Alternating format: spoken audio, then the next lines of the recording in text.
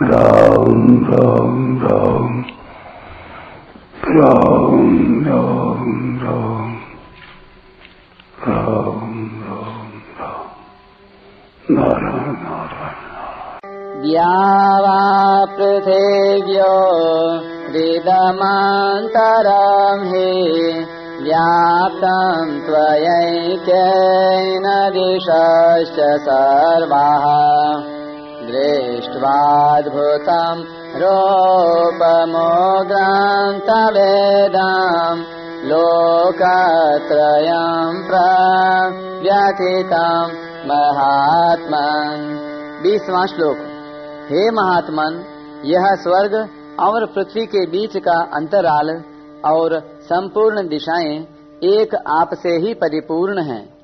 आपके इस अद्भुत और उग्र रूप को देखकर तीनों लोक व्यथित हो रहे हैं, अर्थात व्याकुल हो रहे हैं। व्याख्या। महात्मन, इस संबोधन का तात्पर्य है कि आपके स्वरूप के समान किसी का स्वरूप हुआ नहीं, है नहीं, होगा नहीं और हो सकता भी नहीं। इसलिए आप महात्मा अर्थात महान स्वरूप वाले हैं। द्यावा पृथिव्योरिदमन्तरं हि व्याप्तं त्वयैकेन दिशश्च सर्वाः। स्वर्ग और पृथ्वी के बीच में जितना अवकाश है, पोलाहट है, वह सब पोलाहट आप से परिपूर्ण हो रही है। पूर्व, पश्चिम, उत्तर और दक्षिण। पूर्व उत्तर के बीच में ईशान, उत्तर पश्चिम के बीच में वायव्य, पश्चिम दक्षिण के बीच में नैऋत्य और दक्षिण पूर्व के बीच में आग्नेय तथा ऊपर और नीचे ये 10 दिशाएं आप से व्याप्त हैं, अर्थात इन सब में आप ही आप विराजमान हैं। दृष्ट्वाद्भुतं रूपमुग्रं तवेदं लोकत्रयं प्रव्यथितम्। 19वें श्लोक में तथा 20वें श्लोक के पूर्वार्ध में उग्र रूप का वर्णन करके अब 20वें श्लोक के उत्तरार्ध से 22वें श्लोक तक अर्जुन उग्र रूप के परिणाम का वर्णन करते हैं। आपके इस अद्भुत, विलक्षण, अलौकिक, आश्चर्यजनक, महान, देदीप्यमान और भयंकर उग्र रूप को देखकर स्वर्ग, मृत्यु और पाताल लोक में रहने वाले सभी प्राणी व्यथित हो रहे हैं, भयभीत हो रहे हैं। यद्यपि इस श्लोक में स्वर्ग और पृथ्वी की ही बात आई है, द्यावा पृथिव्योः, तथापि अर्जुन द्वारा लोकत्रयम कहने के अनुसार यहाँ पाताल भी ले सकते हैं, कारण कि अर्जुन की दृष्टि भगवान के शरीर के किसी एक देश में जा रही है और वहाँ अर्जुन को जो दिख रहा है वह दृश्य कभी पाताल का है, कभी मृत्युलोक का है और कभी स्वर्ग का है। इस तरह अर्जुन की दृष्टि के सामने सब दृश्य बिना क्रम के आ रहे हैं। अर्जुन ने स्वर्ग से पाताल तक तथा पाताल से स्वर्ग तक क्रम पूर्वक विश्व रूप को देखा हो, ऐसी बात नहीं है। अर्जुन भगवान की दी हुई दिव्य दृष्टि से स्वर्ग, भूमंडल, पाताल आदि सब को एक साथ देख रहे हैं और जैसे देख रहे हैं वैसे ही बोल रहे हैं। हे देव, मैं आपकी देह में देवताओं को देख रहा हूँ, प्राणियों के अलग अलग समुदायों को देख रहा हूँ, कमल पर विराजमान ब्रह्मा जी को देख रहा हूँ, कैलाश पर विराजमान शंकर को देख रहा हूँ, संपूर्ण ऋषियों को देख रहा हूँ, दिव्य सर्पों को देख रहा हूँ। अर्जुन को ऐसा कहने में तो देरी लगी है, पर ऐसा सबको एक साथ देखने में देरी नहीं लगी।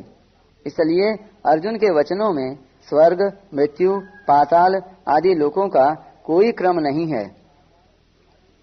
यहाँ पर एक शंका होती है कि अगर विराट रूप को देखकर त्रिलोकी व्यथित हो रही है तो दिव्य दृष्टि के बिना त्रिलोकी ने विराट रूप को कैसे देखा? भगवान ने तो केवल अर्जुन को दिव्य दृष्टि दी थी। त्रिलोकी को विराट रूप देखने के लिए दिव्य दृष्टि किसने दी? कारण कि प्राकृत चर्म चक्षुओं से यह विराट रूप नहीं देखा जा सकता, जबकि विश्वमिदं तपंतम और लोकत्रयम प्रव्यथितम पदों से विराट रूप को देखकर त्रिलोकी के संतप्त और व्यथित होने की बात अर्जुन ने कही है। इसका समाधान यह है कि संतप्त और व्यथित होने वाली त्रिलोकी भी उस विराट रूप के अंतर्गत ही है, अर्थात विराट रूप का ही अंग है। संजय ने और भगवान ने विराट रूप को एक देश में देखने की बात कही, एक स्थम कहा, पर अर्जुन ने एक देश में देखने की बात नहीं कही, कारण कि विराट रूप देखते हुए भगवान के शरीर की तरफ अर्जुन का ख्याल ही नहीं गया। उनकी दृष्टि केवल विराट रूप की तरफ ही बह गई। जब सारथी रूप भगवान के शरीर की तरफ भी अर्जुन की दृष्टि नहीं गई, तब संतप्त और व्यथित होने वाले इस लौकिक संसार की तरफ अर्जुन की दृष्टि कैसे जा सकती है। इससे सिद्ध होता है कि संतप्त होने वाला और संतप्त करने वाला तथा व्यथित होने वाला और व्यथित करने वाला, ये चारों उस विराट रूप के ही अंग हैं। अर्जुन को ऐसा दिख रहा है कि त्रिलोकी विराट रूप को देखकर व्यथित भयभीत हो रही है, पर वास्तव में विराट रूप के अंतर्गत भयानक सिंह, व्याघ्र, सांप आदि जंतुओं को और मृत्यु को देखकर त्रिलोकी भयभीत हो रही है। मार्मिक बात, देखने, सुनने और समझने में आने वाला संपूर्ण संसार भगवान के दिव्य विराट रूप का ही एक छोटा सा अंग है। संसार में जो जड़ता, परिवर्तनशीलता, अदिव्यता दिखती है, वह वस्तुतः दिव्य विराट रूप की ही एक झलक है, एक लीला है। विराट रूप की जो दिव्यता है उसकी तो स्वतंत्र सत्ता है, पर संसार की जो अदिव्यता है उसकी स्वतंत्र सत्ता नहीं है। अर्जुन को तो दिव्य दृष्टि से भगवान का विराट रूप दिखा, पर भक्तों को भाव दृष्टि से यह संसार भगवत स्वरूप दिखता है। वासुदेवः सर्वम। तात्पर्य है कि जैसे बचपन में बालक का कंकड़ पत्थरों में जो भाव रहता है, वैसा भाव बड़े होने पर नहीं रहता। बड़े होने पर कंकड़ पत्थर उसे आकृष्ट नहीं करते। ऐसे ही भोग दृष्टि रहने पर संसार में जो भाव रहता है, वह भाव भोग दृष्टि के मिटने पर नहीं रहता। जिनकी भोग दृष्टि होती है उनको तो संसार सत्य दिखता है, पर जिनकी भोग दृष्टि नहीं है, ऐसे महापुरुषों को संसार भगवत स्वरूप ही दिखता है।